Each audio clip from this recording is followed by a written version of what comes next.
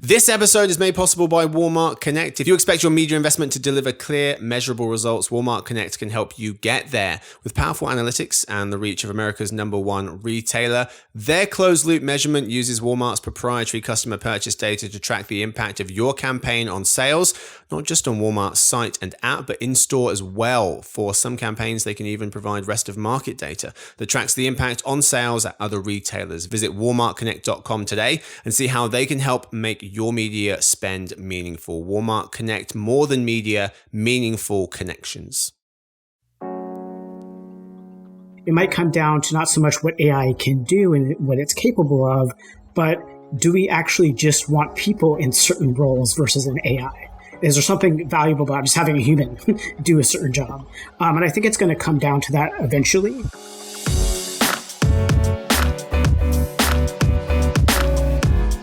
Hey gang, it's Tuesday, April 23. Gadjo, Jacob and listeners, welcome to the Behind the Numbers Daily. It's an eMarketer podcast made possible by Walmart Connect. I'm Marcus. Today I'm joined by the same two gents who hung out with me yesterday. I reintroduced them, just in case you weren't there. We start with our senior technology analyst. He's based in New York. It's Gadjo, Sevilla. Hello, Marcus. Hey, fella. And we also have one of our technology analysts, but based in California. His name is Jacob Bourne.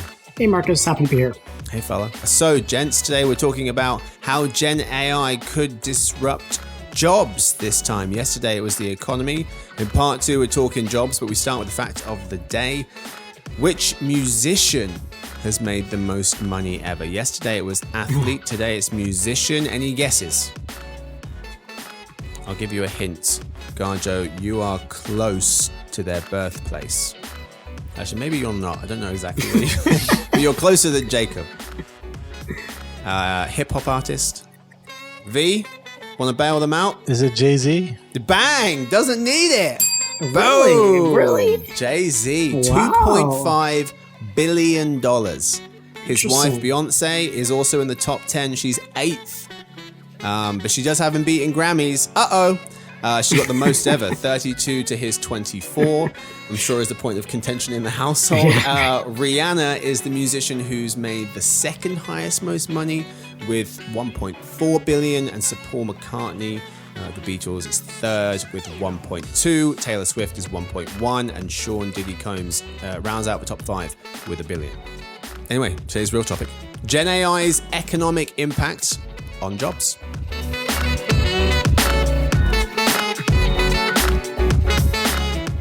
In today's episode, first in the lead, we'll cover how the rise of GenAI will impact jobs. Then for another news, we'll discuss Apple's GenAI strategy and whether AI has a measurement problem. But we start, of course, with the lead. Christopher Mims of the Wall Street Journal and others are convinced that we are now entering a new kind of industrial revolution that folks are calling the cognitive revolution, the automation of knowledge work. And we read a ton for this episode, but one of the pieces that jumped out was from EY Parthenon. Chief economist Gregory Gadjo recently asked whether fears about AI-driven mass unemployment are warranted. So a small question to kick things off. Gadjo, are they warranted? Is AI going to put a lot of people out of, most people, I guess mass, that's what that means, out of work? I think in certain industries, maybe more than others, we're already seeing mass unemployment attributed to AI, especially in customer support, programming, and various services, as they're replaced by AI chatbots. So, companies are trying to justify their huge AI investments, and it varies in industry, but, we're seeing press releases of large investments followed weeks later by announcements of layoffs from the same companies, right? So it's not only happening now, but it's happening quite quickly. Yeah. So I think that will change. There'll be some realignment at some point, but yeah, it's just what we've seen so far. It definitely depending on the industry is such a good point. As a Goldman Sachs report, close to half of office and admin support was exposed to AI automation, the most of any employment field, compared to just 6% of construction, 4% of repair jobs, and 1% of building maintenance. Jacob, industries shift. And so some folks might, be saying to themselves, well, agriculture went from half of the US economy to less than 10% in about 60 years from 1880 to 1940. So maybe these fears of mass unemployment driven by AI are overblown. Where do you land? Yeah, I don't think that they're overblown at all. And like I just said, we're already seeing evidence of it. Now, of course, the job market is still very robust in the US, at least. But over time, I think the thing is that, it's going to vary by industry, certainly. But the more advanced AI gets, the more jobs will be exposed to it. And then the higher the risk for more different types of workers. I mean, even some CEOs are now starting to worry that their jobs could be at risk due to AI and its ability to make decisions. Mm-hmm. So, I think we might hit a point where there's, like Gadjo said, a realignment, kind of a changing of perspective on the issue in terms of how are we going to implement this in a way that actually makes sense. It's not so much, it might come down to not so much what AI can do and what it's capable of, but do we actually just want people in certain roles versus an AI? Is there something valuable about just having a human do a certain job? Right. And I think it's going to come down to that eventually. And there might be some government intervention as well in terms of, there could be a taxation on replacing workers, for example, with AI or robotics. Yeah. Could just see pushback from the labor market, from people saying, this isn't acceptable. And so some companies might respond to that by saying, okay, we're not going to go as far as we'd like to save money. And you've got to try and find that balancing act. A lot of this depends on, you mentioned the industry, also the job. AI can do the easy jobs better than people for now. Maybe it can do the other ones better later, the harder ones. But the US Council of Economic Advisors annual economic report for the president estimates 10% of US workforce jobs fall into this category of simple tasks, which an AI can perform more efficiently than a person does. Last summer, YouGov asked, which tasks do Americans think AI will be better at than professionals? Number one was translating languages. There was over 50%. And over 40% were folks saying predicting weather patterns, providing tech support, creating software, designing buildings. Of the 30 jobs listed, there were only 4 jobs where the majority of folks thought AI would do worse than humans. But to your point, Jacob, they were in fields where you probably want to stick with a human, even if it could, in theory, do it better than a regular person. Ethics, therapy, emotional companionship, and providing child and elderly care. Most of the other ones were pretty balanced between AI doing it well and a human doing it well. Mr. Gadjo, though, from EY Parthenon, was saying that technological innovations can affect labor in 3 main ways, which we kind of touched on in yesterday's episode. Job creation, so the rise of the internet brought web design, digital marketing, etc. Job displacement, so some of those routine tasks are affected, so assembly line work or data entry are susceptible to automation. And then job transformation. So new tasks might emerge, bank tellers handling less cash because of ATMs, instead talking to clients about new financial products. So that's how you could see things. It's not just a robot appears, someone gets traded for that robot. There are a variety of ways that this could affect the labor market. But if we zoom in on the ad space specifically, Jacob, how will ad industry jobs change in your opinion? Well, I think the ad industry is one of the industries that we're seeing the most immediate effect from generative AI in terms of job losses and just pretty rapid adoption of the technology. And for the jobs that do remain, in the ad industry, I think that using the technology will become a basic requirement of the positions. You can create campaigns and execute them just much faster with AI than without. But I think there's a caveat there. And the thing about generative AI to remember is it's still very, very new, at least on the commercial front. So how do AI generated ads perform relative to non-AI generated ads? Well, there might be some sense of that, but, to my knowledge, there haven't been studies done to examine that. And so I think over time, we're going to see a lot of research on generative AI's effect on things like advertising and a great many other things.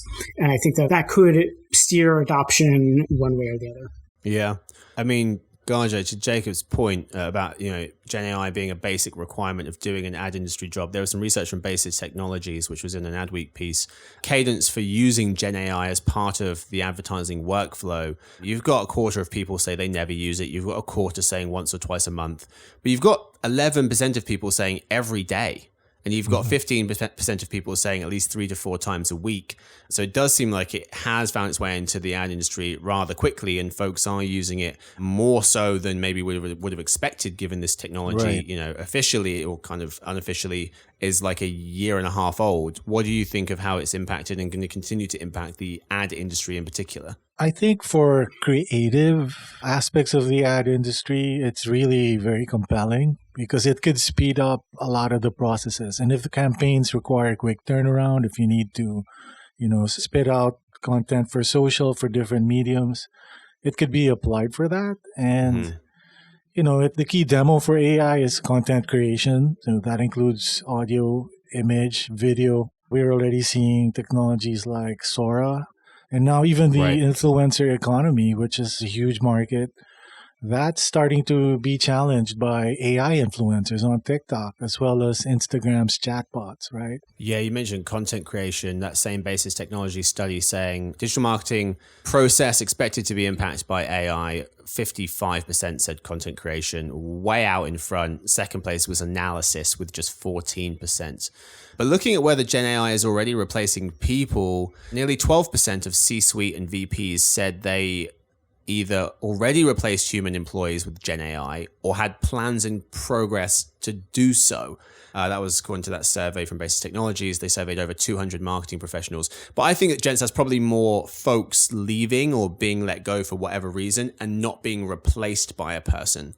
And companies saying, okay, this person left, we're going to try to make up the shortfall using AI in some way, shape, or form. 10% of marketers said their organization has replaced human tasks with AI in the past 12 months. Let's look finally at how AI could change a person's workday. I want to see where you guys land on this, because how much of your day could be automated if you really thought about it? There's a few different estimates here.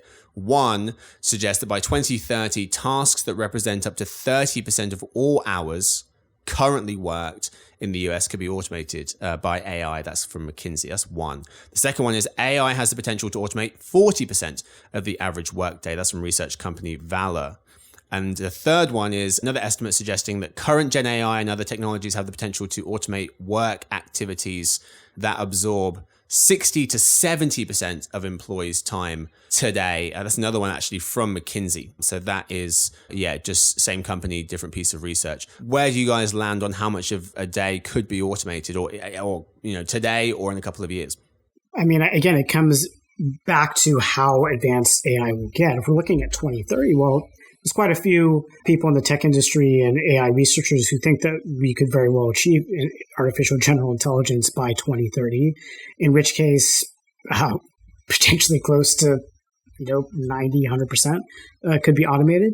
But I think, we focused in this conversation on a lot of the negatives, but I think there is an ideal here in terms of automation.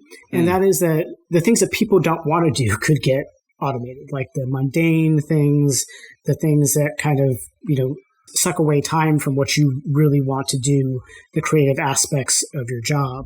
And I think AI could do that, and it could vary in terms of percentage based on the position. I think AI could also make that kind of automation more personalized. So everybody has an AI assistant where, which knows your habits, and knows what your schedule is, and knows what your priorities are, and knows how you work, and it kind of caters to your needs. And that would be, I think, an ideal outcome of all of this. Yeah.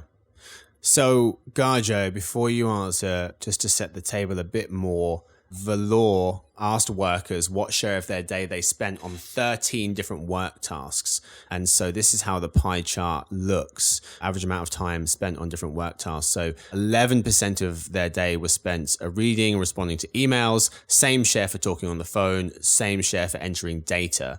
Then it was 10% for analyzing that data. And then it was 8% for in-person meetings, 8 for editing documents, 7 for managing their schedule, 7 for research and reading, 7 for virtual meetings, 6 for creative thinking, 4% for coding software, and 9% other.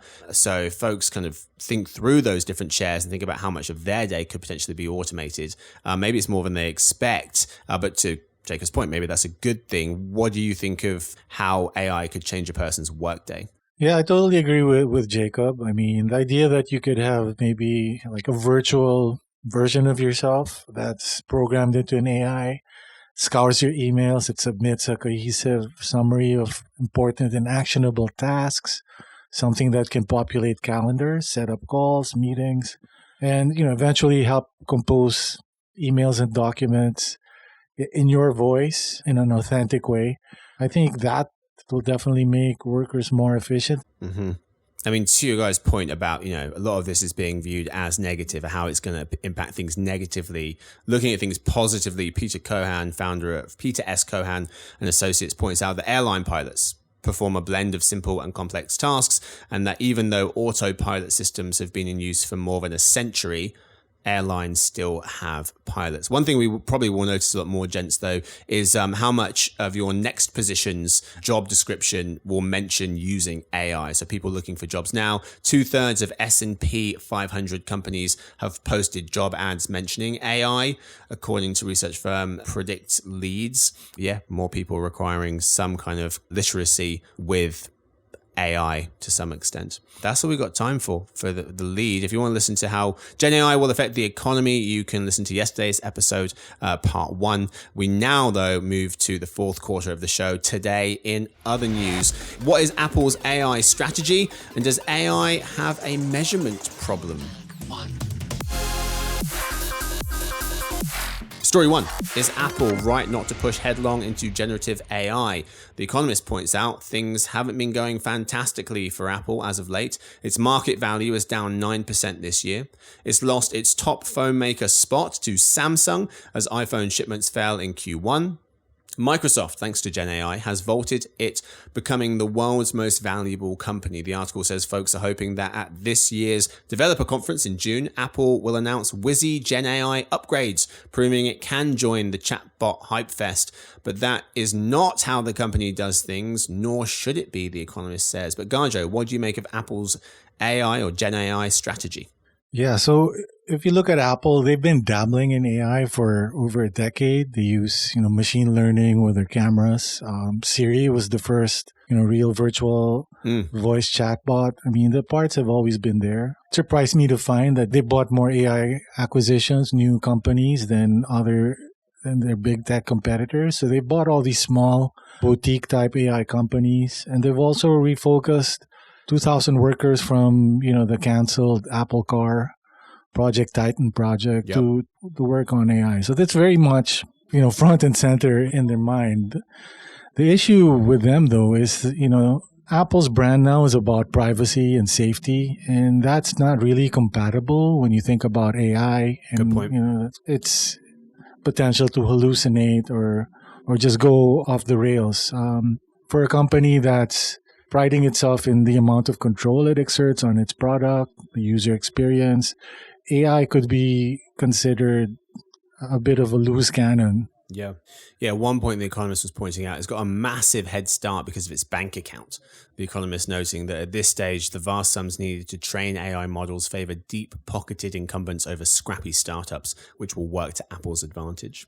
Story 2.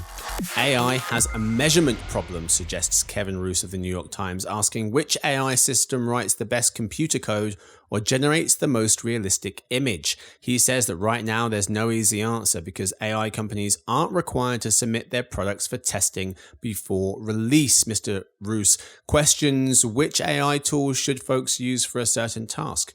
Does ChatGPT or Gemini write better Python code? Is DALL-E 3 or Midjourney better at generating realistic images of people? Jacob, does AI have a measurement problem and what will be done about it if so? Yeah, I think this partially depends on the use case. I mean, coding and image generation are two very different things. And I think part of the reason why this is difficult is because so much of what generative AI does is creative and it's kind of subjective, in other words, in terms of how you measure its capabilities. I mean, I think there's some parallels to human intelligence as well. I mean, there are IQ tests, and just like there are IQ tests for humans, there are benchmark tests for AI models. But intelligence is a very broad, dynamic category. And so when you have this technology that can do so many things, it's hard to just have all these tests that are really good at measuring the different capabilities. But I think that, I think we will get there eventually. There will be some more industry level testing that will come out to really give people a better idea of what tools are best. But I think ultimately, if you look at other technologies and how it's played out with consumers, I think AI is going to be, play out in a similar way. For example, there are search engines that perform differently, and we don't necessarily look for test results in order to decide what search engine we're going to use. We just use it, and if it works for us, then we continue to use it. And I think that that's going to be the same for AI. I mean, the article is pointing out there are some tests out there. The original AI test being the Turing test, devised in 1950 by English mathematician Alan Turing. That tests whether a computer program can trick a person into mistaking its responses for human. But then you've got the Massive Multitask Language Understanding, or MMLU test. It's a SAT for chatbots, or a general intelligence test released in 2020. It's a 16,000 multiple choice question test covering a bunch of academic subjects. But even the guy who created that said it's getting too easy for AIs. That's the other problem, is you devise a test and, AI figures out so quickly you have to update it very regularly. And there's a few others out there, Truthful, QA, Hella Swag, but they only capture a narrow slice of an AI system's power.